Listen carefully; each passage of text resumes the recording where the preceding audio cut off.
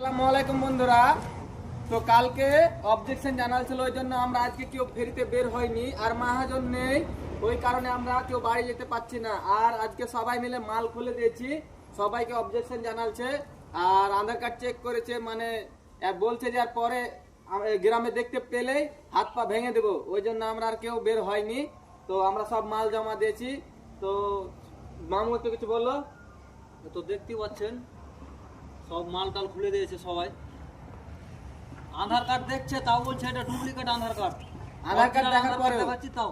হ্যাঁ। মমতা মোদি কি করে আধার কার্ড বানাচ্ছে? হ্যাঁ, যে আধার কার্ড দেখেও বলছে ডুপ্লিকেট।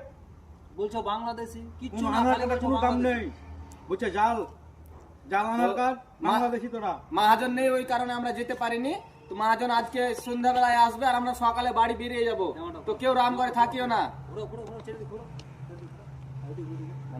এই তো দেখতে পাচ্ছেন সব মাল জাল কি করে সব খুলে দিয়েছি।